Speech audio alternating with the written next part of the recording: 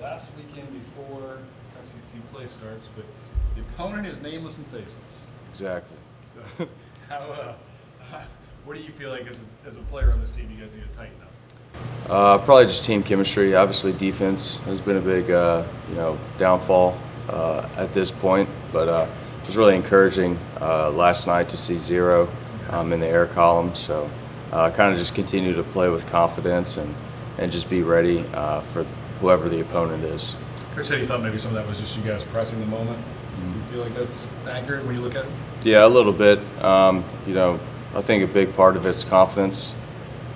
If we go out there and we're confident and we're ready to play, we all have the talent to do so. So, how much work have you guys been putting in field the last couple of days to make sure you guys feel confident enough to have that kind of performance last night? We've been putting in a lot of work. I mean, it's been all year. It hasn't just been a last couple of days thing. But we're ready to go, and we've been making strides and going back to the roots of just fielding the ground ball, and we're getting our confidence up day by day. Offensively, how are you feeling right now about the lineup? Obviously, y'all successfully gotten on base, but not necessarily been able to cash in all the time. So maybe how are y'all approaching that in practice? Yeah, it's been good. We've been swinging it pretty well, but we've been kind of lacking a little bit of clutch moments. But they'll fall. I mean, we're not going to stress that because hitters are going to hit, and we believe that we have the lineup out there that's going to produce the most runs at this point. Is the silver lining in that, I guess, that you guys are putting guys on base every inning and giving yourselves as many opportunities as possible to score in all these innings? No doubt. About that. Yeah, we're getting on base, which is the goal. We're going to get those hits eventually, and they're going to come. But a noon Friday start. What do you think about that? I have a 10:30 test tomorrow, so I don't know when I'll take that, but that's all. That's all. It was a trade-off of being 30 and windy. Yeah. Oh, yay. Let's go. Relief pitching's been a huge strength for this team, even through this past weekend. What's it been like facing some of these guys in practice, like Paul Gervase, Trent Vietmeier? What have you seen from them? Yeah, that's awesome. I mean, they're doing exactly what we all expected them to do.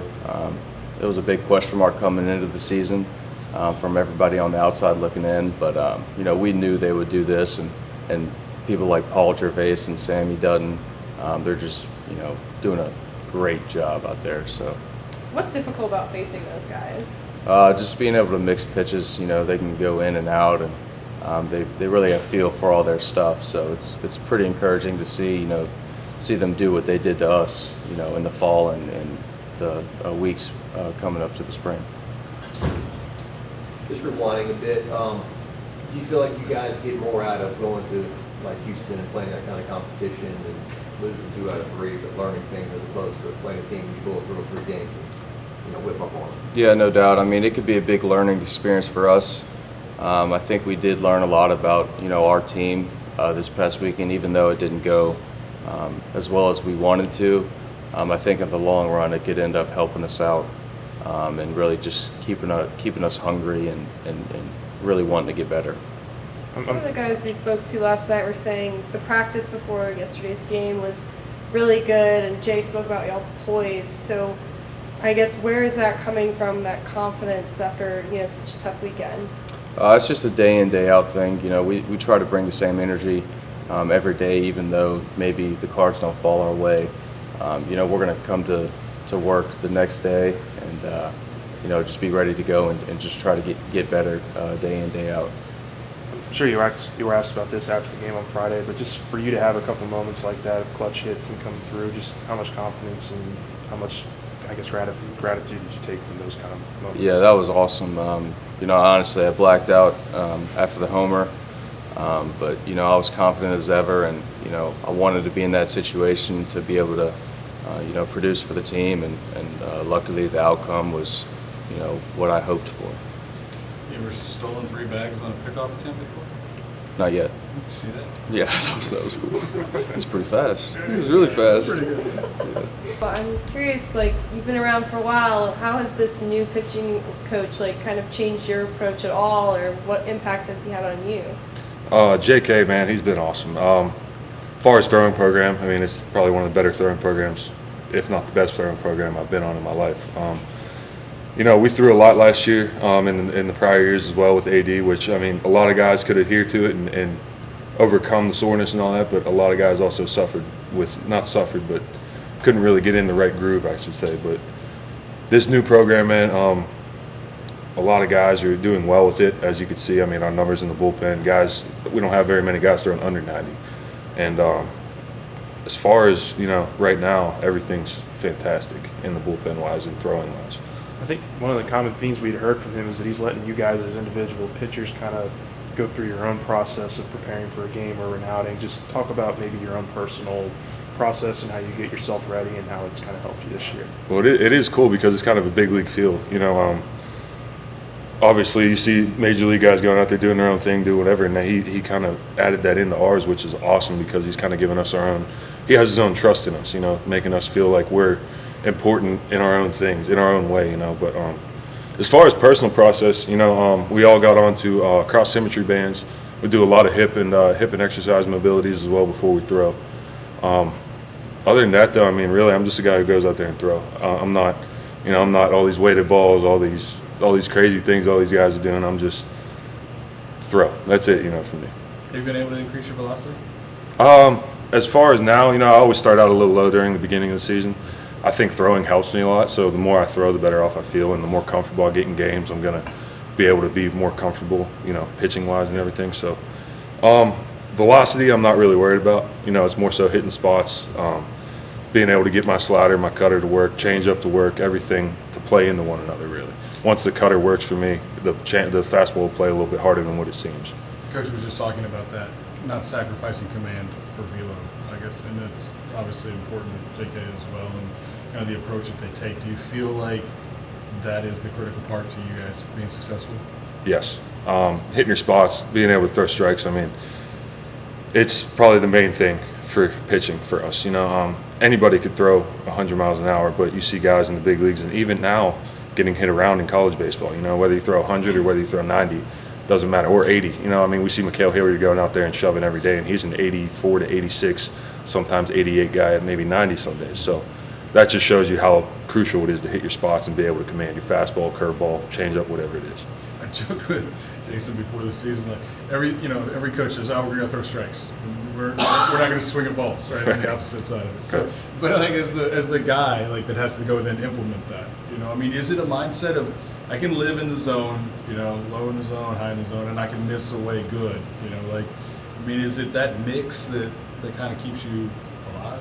Well, honestly, I mean, it's kind of a bad thing to throw too many strikes. I know it sounds crazy, right? But no, throwing too many strikes, I mean, he teaches us how to kind of make a ball look like a strike, and that's the main thing to pitching, really. I mean, if you can make a ball look like a strike and make that hitter think, oh, that was outside, but it's not enough outside, and then you hit him inside with another one, basically, it's just a mind game the whole time for us, and that's what JK has taught us this whole time.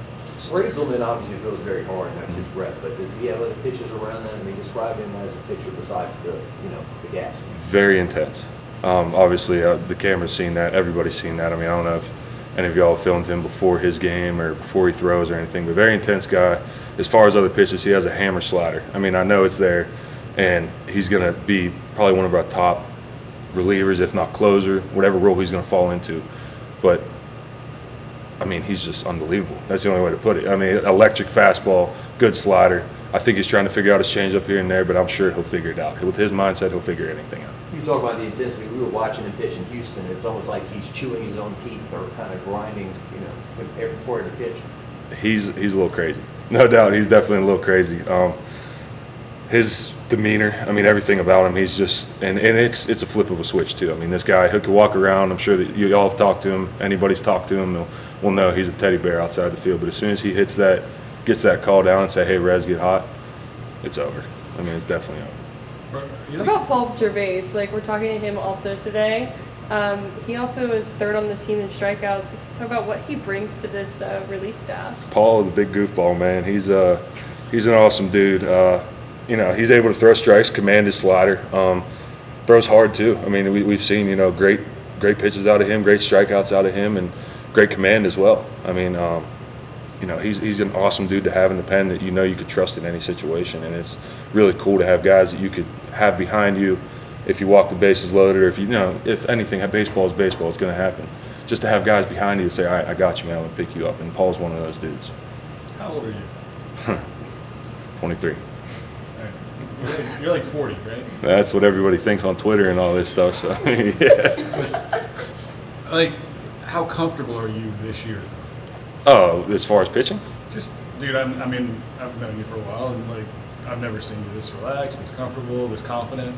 Yeah, coming back to this 5th year, I knew I was going to have fun with it. I wasn't going to have pressure, and if it happens, it happens. If it didn't, it didn't, So having a great coaching staff behind you, too. I mean, these guys are awesome. There's no, they don't take a football mentality really towards – they don't yell. They don't pressure you. They don't – nothing like that. So kind of just having them on your back as like a trust, that kind of trust factor over you is really cool. I'm having an awesome time here, man. This is – probably maybe one of my last years of baseball. If it doesn't work out for me, it's one of my last years, so I'm just here to have fun, man, and get to Omaha. That's really the main thing. And has that unlocked your potential? I mean, you used to be a guy, Trent's going in the game, he's an inning eater, right? Mm-hmm. And now you're like a dude that's coming into. Right. No, I mean, having trust behind you, like I said, is the main thing, man. Having someone who trusts you to put you in, and if you walk, you gotta say, okay, so what? Get the next guy, next batter, we'll be fine. We'll be all right. You hit up. Gave up a home run against Texas. I looked over at JK, give me just something as simple as that is just a world of difference to me. I'm a tense guy, and I don't like more pressure than what's needed. I mean, obviously, I'll come into a game with bases loaded, and that's my jam, that's my stuff. I love doing that. But any unwanted pressure that it's now not here is just awesome. As a senior on this team, what advice have you provided some of these younger guys like Grant Taylor, Sam Dutton? What have you seen out of them? Mentality is the main thing for me. The mental part of this game is way too hard to get, to get anywhere in life if you're down on yourself, and it's the same way in life as well, as far as I'm finding out. I always tell them every day, it's not the worst that you'll be, and it's not the best you'll ever be. So there's always just an even keel kind of out there on the field whenever they need to. Whenever they get in their binds or their bad times, it's okay. Whenever you give up a home run, it's not your first and definitely won't be your last. So that's always kind of the mentality part. Physical part, these are all big dudes. I mean, Grant Taylor's bigger than I am. Paul Gervase is way bigger than I am. I mean, Sammy Dutton's bigger than I am. Devin Fontenot has been working out all year, and he's doing unbelievable. How much time do you have? We've got all the time in the world. We're here for it. Let's go. No, in high school I was throwing fastballs like 82, 84. Wasn't throwing hard. I had finished my senior season, and I was like, well, guess I'm done playing baseball. And then this Division III school offered me a roster spot, and it was crazy because I didn't imagine playing college baseball, but I really loved it. I wanted to keep playing, and my parents supported me, so I went there for my freshman year, and really didn't get much better. I was still like 83, 85, something like that. I got a decent amount of innings, but it wasn't like I was dominating people. I was pitch to contact, try to get people out. And that summer, my dad was like, hey, I'm spending a lot of money on this. Like, if we're going to keep spending all this money for you to go to this school, it's going to be, you're going to have to work hard. I'm not going to watch you sit on the bench. And I was like, that's fair. That makes sense. So that whole summer, I just dedicated the whole summer to just getting better and throwing harder. And I went from 85 to like 92 in 3 months. And it's kind of like something clicked. I worked with this guy back home, Brandon Young, helped me with all my pitching mechanics. And that fall, I went back to Division III school. I was throwing hard. We had our scout day, and I started to notice, hey, maybe I can try and go somewhere with this. And I realized it's going to be really difficult to play professional baseball coming from Division III. So I transferred to a local junior college in North Carolina for that spring season, and I really struggled with my control. It was getting bad. A lot of walks, a lot of hit batters, and that was going to be my last year of junior college eligibility, so I was going to have to go somewhere, and I didn't know what I was going to do. And but then COVID hit, which a lot of people, COVID didn't benefit them, really benefited me. because I got an extra year junior college eligibility, and that whole off season of COVID, it was stop worrying about how hard you're throwing and work on throwing strikes. So I figured out the strike zone a little bit, and the velo kind of came with it. And that winter, I was going to still be at Wake Tech for the spring, but the coach told me he didn't think we were going to have. He couldn't guarantee me we were going to be able to play in the spring. So I didn't want to take a chance, so I transferred to Pitt Community College, and it was one of the best decisions I made. I loved all the guys there, coaching staff.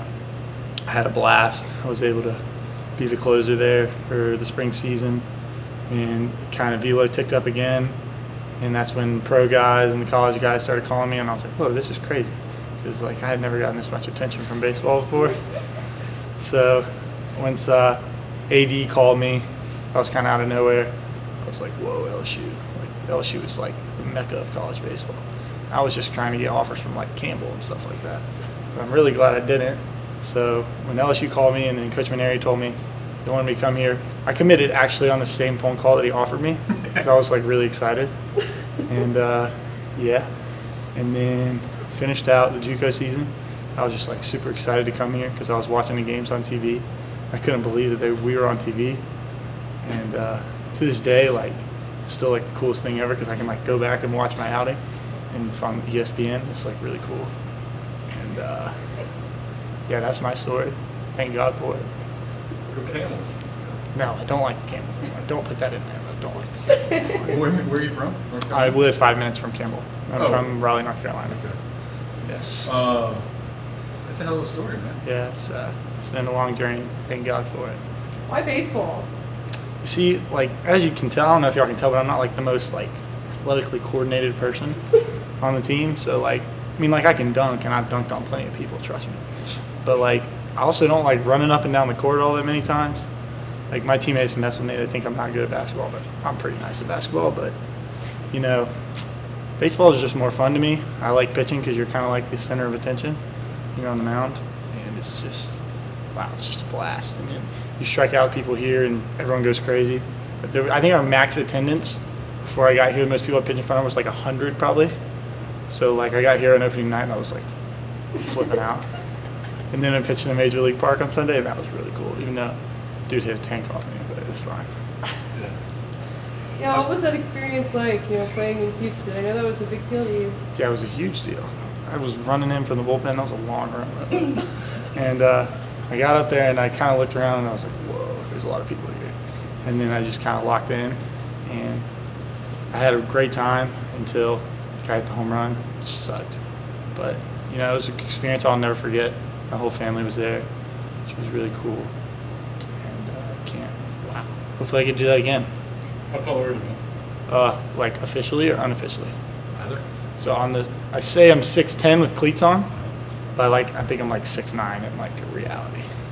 Do people always think you play basketball? Yeah, every time. You get it like 20 times a day.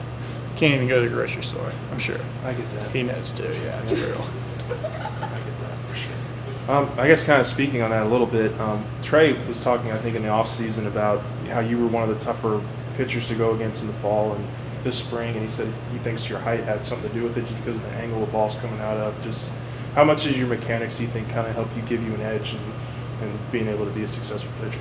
Well, yeah, it definitely gives me an edge because, like, hitters, they don't see people as tall as me on the mounds, like, ever. So when I get up there, it's, like, new for everybody. And I just try to throw strikes. Like, it's cool. Apparently, it's tougher to see. I wouldn't want to hit against me. I would strike myself out probably, I think. And then, but yeah, I just focused on whatever mechanics were best to throw strikes, and that's what I was comfortable with. So if it's deceptive, I guess it is. But yeah, it's definitely helps. I'm excited. You said it clicked. What clicked for you? What kind of took you from this D3 kid to getting a call from AD? It was more my mentality than anything. I was always like, when I would go on the mound, even when I first started throwing hard, it was, am I good enough? Do I belong here? Do I deserve to play high-level baseball? Because I still thought of me as this kid that had a Division III walk-on offer, and that was it. And once I got to Pitt Community College this last spring, the coach was like, hey, dude, you throw 95 miles an hour, and you're 6'10", like, go up there and act like it. And I blocked out, stopped caring what people thought about me when I was up there. just threw strikes and they didn't hit me. So he was right. And then when I got here, it was just like, dude, you at LSU for a reason. We want you to pitch here. We want you to be one of our guys. So it was just all about being mentally, just like knowing that I can do it and I'm good enough, which so far so good. Is it hard for you to be serious? Like on the mound, no, I'm very intense on the mound. But like when I like to like joke around with my friends in the clubhouse and stuff like that. But no, it's not hard for me to be serious, especially when I'm playing. I get like really fired up. It's a little light switch to you? Yeah, it is. I just kind of flip the switch. Try not to be like that intense guy that like when he pitches doesn't talk to anybody and like can't speak to anyone, gotta stay focused. Like I can just focus, I'll just snap my finger, I'll be locked in. But yeah. You're third on the team in strikeouts so far this Really? season. Yeah. What have you learned from this pitching coach, and how has he like elevated your game while you've been here? I learned a lot just because I used to everyone I ever talked to, especially at the lower levels of baseball, was just like throw it down the middle and they won't hit it. Well, if you throw it down the middle here, they're gonna hit it. So it's been all about like hitting spots, like cutting the plate in half. A big pitch for me has been able to throw that fastball that runs away from left-handed hitters, and I've had a lot of success with that. And he's just, if I command my fastball, it's really difficult to hit. That's why you haven't seen a bunch of breaking balls from me yet. Yet is the key word. But no, it's the biggest thing has definitely been fastball command and the ability to put it wherever I want to. And so, what other pitches are you working on adding to kind of your? I throw a slider. I think I've shown it a couple of times in games. I haven't really. I throw my slider when I feel like people are keying in on the fastball a lot, and I think that's what I talked to Coach Kelly about a lot. And right now, I've been able to have success primarily throwing my fastball. But I'm sure once we get into SEC play and have to face those really good hitters, then I'm going to have to mix it in more. But right now, it's been fastball slider. What has your transition to Louisiana been like? Like, Oh, it's what's been cool. kind of like your biggest culture shocks, and who have you really bonded with? Well, my first biggest culture shock was when I got here, the first day. It was so hot, but it was humid. It was like I never experienced humidity like that before. So like I felt like I had like an afro after that day. I was considering getting my hair cut after day one, but then pictures look super fire with my hair coming out of the back, so I couldn't cut it. But biggest culture shock.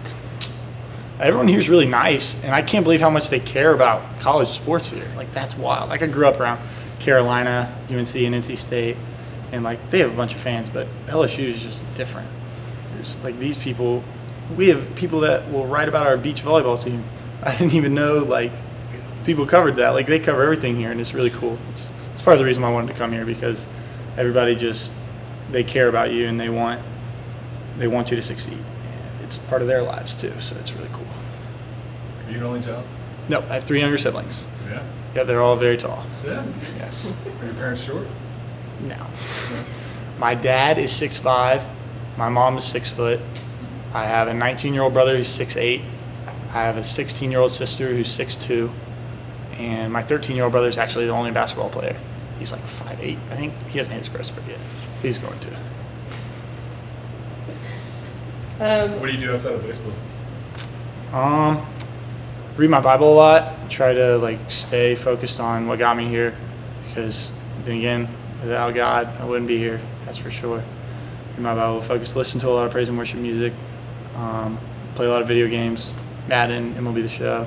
Pretty good at Madden. Do a lot of schoolwork. There's a lot of schoolwork to be done when you're here all the time. So, but then just hanging out with my teammates, I really enjoy. Like all these people here, like before I got here, I was like, whoa, like these guys are like celebrities. And then I'm like, nah, they're just regular people. Like I live with Cade Doughty. He's like one of the best baseball players I've ever met. He's just a regular guy. Struck out Cruz, felt good about it. Yeah. That was cool. Are you similar to Razelman in the fact that when you're off the field, you're kind of No, me and him are not alike. He's very, he focuses, like, I think he thinks about pitching, like, every second of his life. Like, he's very, like, what can I do this? What can I do this? Like, always focusing on stuff. And, you know, I like to, like, kind of take it easy off the baseball field. I'm just, like, I have, like, baseball Paul, and then there's off the field Paul. When I'm pitching, obviously, yeah, I don't have, like, the, like, facial expression intensity that he does, but, like, I feel like I'm pretty locked in when I'm up there. But, no, Rez, he's a great guy. And I wouldn't say we're the same, but we both throw a lot of fastballs, so that's kind of cool. That's a question for him, but what is he doing with his face before he throws the pitch to him? I think it's like, I really don't know. Like, I've always asked him, I was like, dude, like, what are we doing here? And he's like, I don't know, it's just my face. I was like, okay, whatever works for you, man. What's it like being a part of this pitching staff? The relief staff seems to be doing really well, but who are you kind of bonding with and learning from?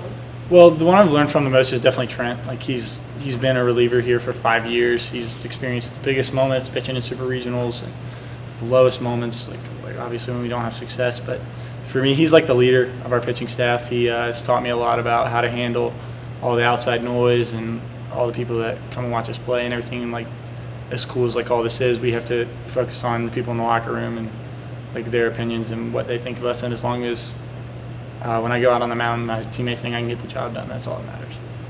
And Trent's been a big help to me, especially in that part. We call ourselves the Pin Dogs. That's our bullpen. We're the Pin Dogs. So, yeah, it's really fun. You're a junior? Redshirt junior, yeah. This is my 4th year. So you spent, what, 2 years at D3 and then 2 at JUCO? Year and a half at Division III, then Yeah, then spring you're at Wake Tech. Wade Tech? Wake, Wake like Tech. Wake County, North Carolina. It's in Raleigh. And then just the spring at Pitt Community College. Hick? Pitt, Pitt. like the University of Pittsburgh, In but Pitt Pennsylvania? County. It's in Greenville, North Carolina. It's right by East Carolina University. Good, thank you. So that's 4 years total. But, and then LSU is my 4th year. Okay. You feel like you got to get another pitch? If I'm going to start, I'll probably need a 3rd pitch, but I don't think I'm going to start here. I'd really like to come out of the bullpen, and I think it helps, whatever helps the team. But if coaches are like, hey, Paul, we want you to add 3rd pitch, I'll be like, all right, let's get it. And you're good with being an inning guy situation, Yeah. dude? Well, I think the last couple outings that I've had, they've tried to extend me more, and unfortunately, I've kind of ran into like a wall in that 3rd inning and started to get hit a little bit. But for me, it's just about continuing to build up my stamina because once we get into SEC play, there's going to be that game where Blake Money goes 6 innings, no runs, and we need 3 innings to close out the game, and I want to be able to get in there, and us only have to use 2 pitchers in that game. So I want to be able to extend and throw a little more innings, which is why I think they're trying to extend me so I can work on my stamina a little bit more.